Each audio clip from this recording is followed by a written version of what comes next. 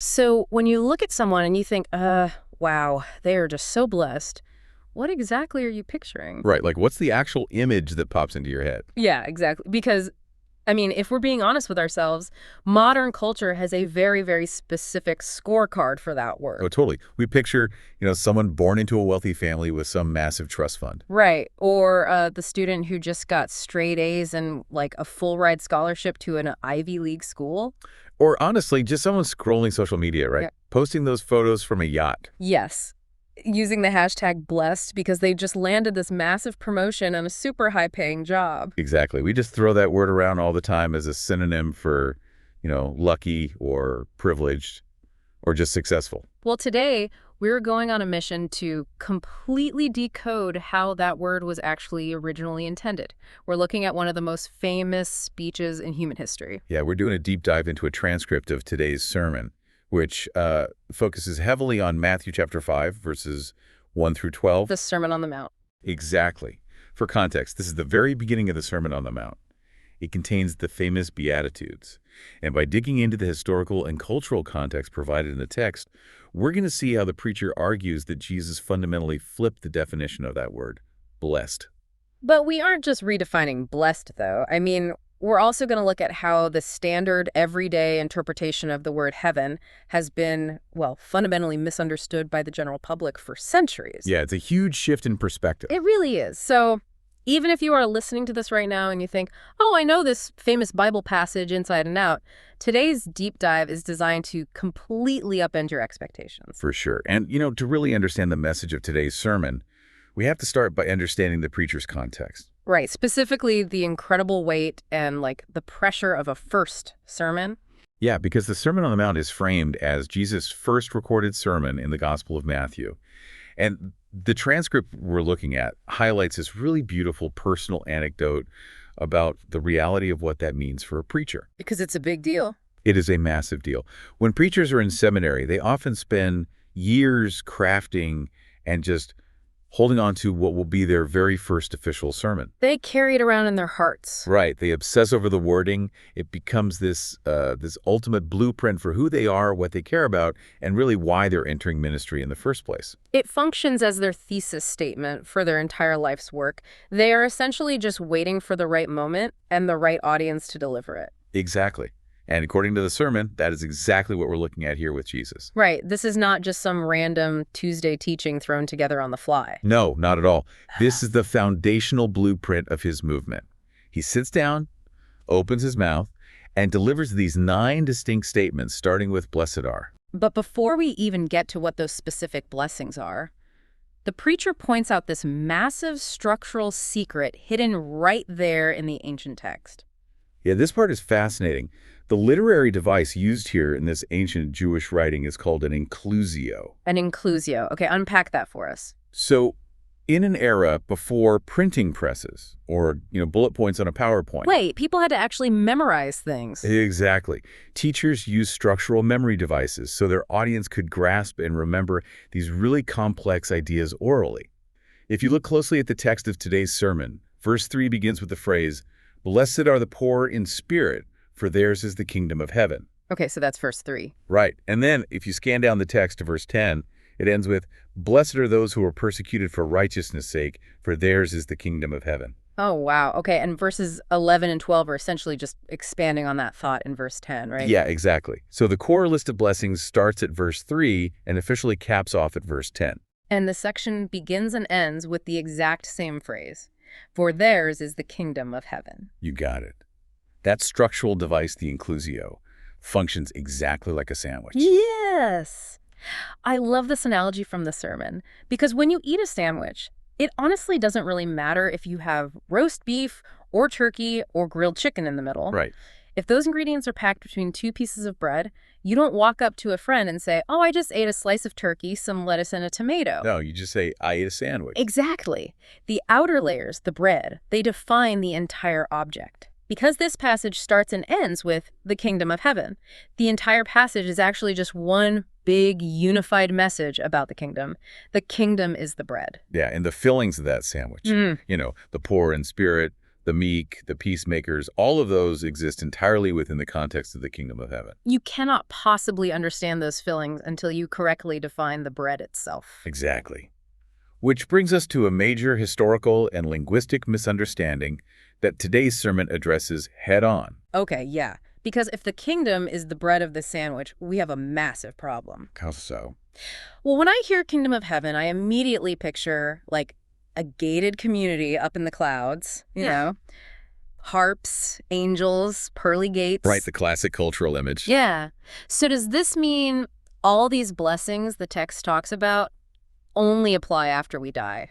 See, that's the issue. The sermon points out that our modern understanding of heaven is heavily influenced by Greek philosophy rather than the original Jewish worldview. Greek philosophy. Yeah. The philosopher Plato, for example, talked extensively about the realm of ideals. He painted this picture of an ethereal spiritual world that was completely separate from and honestly superior to this messy physical one. Right, so the physical world is bad, spiritual world is good. Exactly. And over time, many people began to treat heaven as exactly that, a post-death destination, a completely different plane of existence where our souls finally escape the physical world. But wait, Jesus was Jewish. He was speaking to a Jewish audience in the 1st century.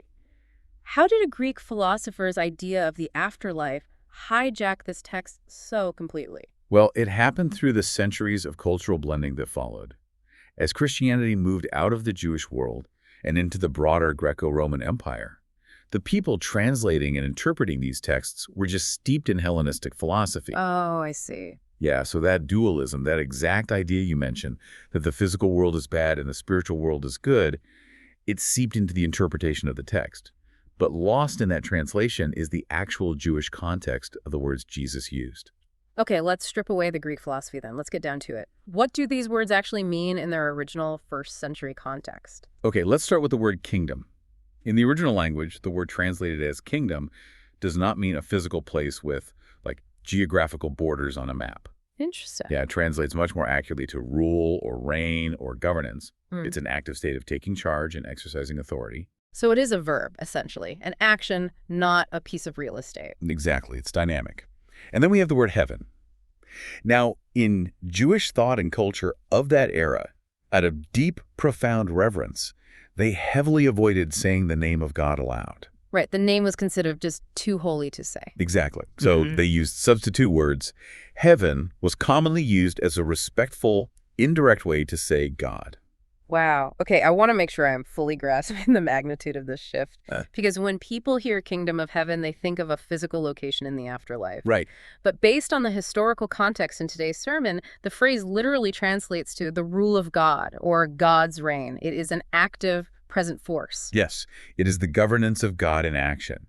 The sermon stresses that if you miss this translation, you honestly miss the entire thrust of the preacher's message. Because it completely changes the timeline. Exactly. The text is not arguing, hey, just suffer through this miserable life now so you can go to a nice resort in the sky when you die. Yeah. It is talking about God's rule manifesting right now in the present tense. But if the kingdom of heaven is an active rule rather than a post-death destination, that naturally raises a massive logistical question. Right. Where is it happening? Exactly. Where does this governance actually take place?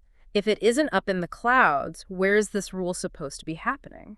So, to answer where this rule takes place, the sermon introduces some truly fascinating biblical numerology. Oh, I love this part. Yeah, it's so cool. We have to look at how ancient Jewish culture understood numbers. They weren't just quantities used for accounting. They were deeply, deeply symbolic. Kind of like how we consider the number 7 lucky or 13 unlucky, but on a much deeper theological level. Sort of, yeah, but way more baked into their worldview. In ancient Jewish thought, the number 3 represented heaven. 3 is heaven. Right. They believed in a layered cosmology of 3 heavens, with the divine presence residing in the highest one. The Apostle Paul even mentions in one of his letters knowing a man who was caught up to the 3rd heaven. Meaning the very presence and reality of God. Exactly. So 3 is the shorthand number for heaven. Okay, I'm with you. 3 equals heaven. Then you have the number 4. 4 represents earth. This comes from the concept of the 4 cardinal directions: north, south, east, and west. It encompasses the entirety of the physical created world. Wait, hold on. Why is 4 earth? Just because of a compass? That feels, I don't know, a bit arbitrary to base an entire worldview on? Like we just happen to divide a navigational tool into 4 points? Well, it wasn't just a compass to them. It was how they observed the natural boundaries of their reality. Ancient Near Eastern cosmology constantly referred to the 4 corners of the earth, or the 4 winds. Yeah, it was their cultural shorthand for saying everywhere in the physical domain. So 4 universally symbolized the physical earth. All right, I follow the logic now. 3 is heaven, 4 is earth. Now, multiply them together. 3 times 4 equals 12. Exactly. If 3 is heaven and 4 is earth, 12 represents the completeness of heaven's rule coming down and intersecting with earth. Wow. It is the mathematical symbol of God's governance taking root in the physical world. Hold on. So when Jesus chooses exactly 12 disciples to follow him, or when the ancient texts talk about the 12 tribes of Israel, it wasn't just a logistical choice. Nope. It was a mathematical billboard to the culture of that time. It is a living, breathing symbol walking around in sandals. Choosing 12 disciples was a deliberate public declaration that the kingdom of heaven, God's active rule, is happening here and now on earth through these people. That is incredible. Yeah, the sermon argues that God's primary interest isn't just keeping people waiting for some evacuation plan to the afterlife. His interest is bringing his governance to this physical world right now. A world where suffering, rebellion, and chaos currently dominate. Exactly. That completely flips the script on how we read this text. So if the bread of our structural sandwich is God's active rule on earth today, what do the fillings look like? Right. What does it look like to actually be a citizen of that kingdom? Exactly. If someone is a citizen operating right here on earth, what are their defining traits? This brings us to the actual Beatitudes, those blessed are statements. And this is where today's sermon really challenges the listener's standard definition of success. The contrast drawn in the sermon is intentionally stark, because the modern world says you are blessed if you are self-sufficient, if you never have to experience sorrow, if you aggressively climb the corporate ladder, and if you demand your rights. Right, the yacht and the promotion we talked about? Yes. And the text essentially looks at that entire value system and says, no, that is completely backwards. Let's walk through these countercultural traits. The very first one is, blessed are the poor in spirit. Now, when I hear the word poor, my brain immediately defaults to bank accounts and poverty lines. Sure, most people's do. But that is not what this means in context, is it? Not at all. Being poor in spirit means recognizing that you are spiritually bankrupt on your own. It is coming to the absolute end of yourself and realizing you have nothing in your own power to depend on. Yeah, and the sermon illustrates this brilliantly by referencing the story of the prodigal son. Oh, right. The younger son who demands his inheritance early, leaves his family, and just blows all the money on wild living. Right. He thought financial independence and pleasure were the ultimate blessings. And notice when the turning point happens for him, he doesn't turn back to his father when his bank account is full. Exactly. He only turns back when he hits absolute rock bottom. He becomes so destitute and starving that he looks at the slop they are feeding to the pigs, and he literally wishes he could eat it. Which is just the lowest of the low in that culture. Yes. The text notes it was in that moment of total deprivation that he came to himself. He recognized his profound spiritual and physical emptiness. Because he was finally empty of his own pride, he sought his Father. And for the listener listening right now, that rock bottom might not be a literal pig trough. It might be sitting in their car after a brutal performance review, realizing their relentless ambition didn't make them happy.